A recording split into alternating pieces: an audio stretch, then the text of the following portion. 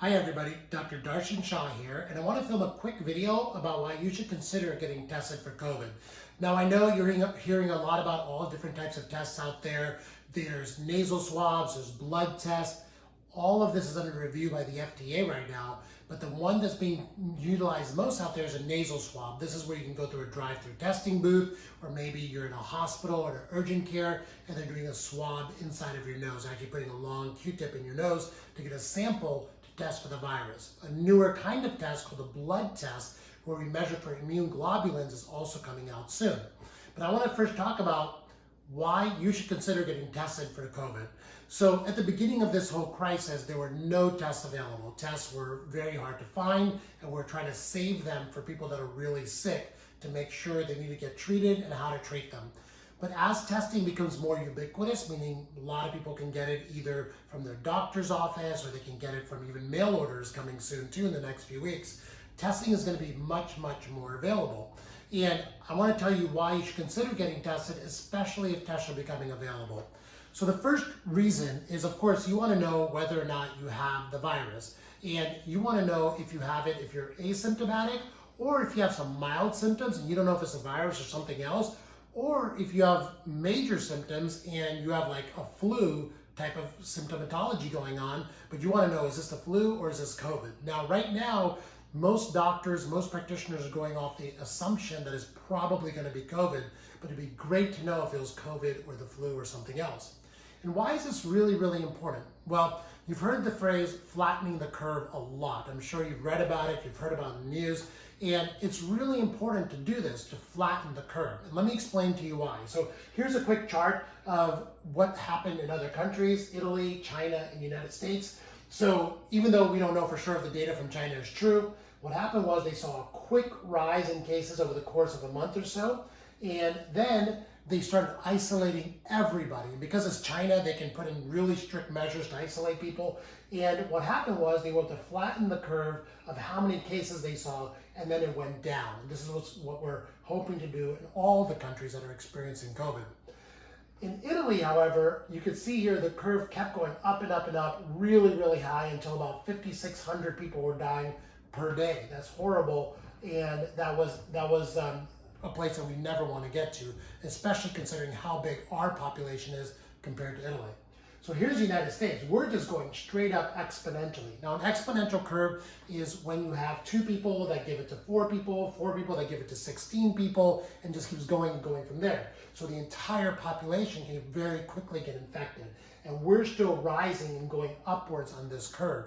And the problem with this is, if we keep going up on this curve, this dotted line being where the healthcare system capacity is, that means the number of doctors, number of hospital beds, number of ventilators that we have. If we keep going up, we're going to quickly overwhelm hospitals, and you're going to see a lot more people dying, and we don't want that.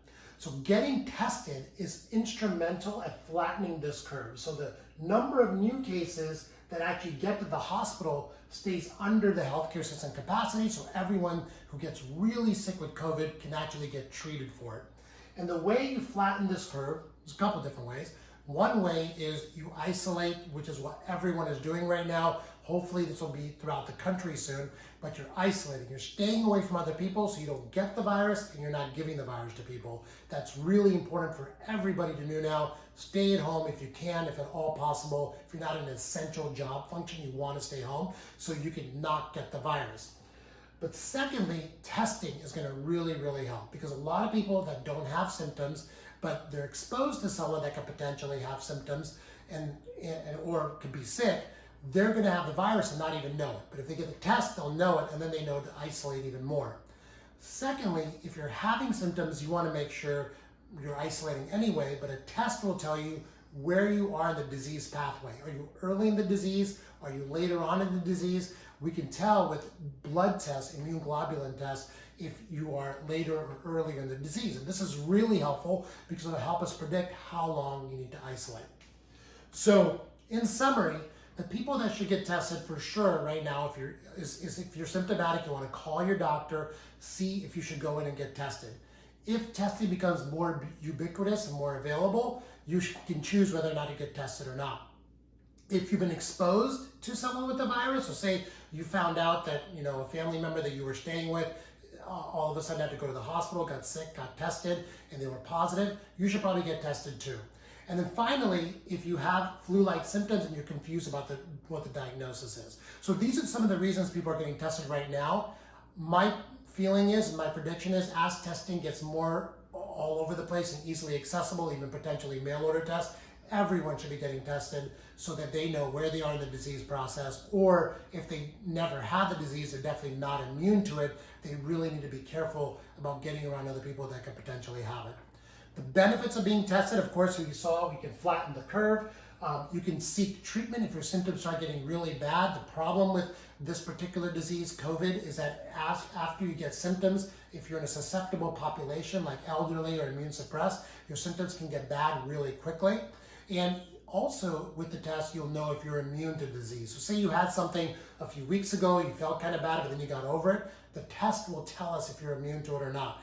And then you can change your isolation procedures based on that data. So testing is coming. There's going to be a lot more of it. And if you have access to these tests as they become more and more available, and there's less and less people who are sick that really need it and more people can get it, you should think about getting tested.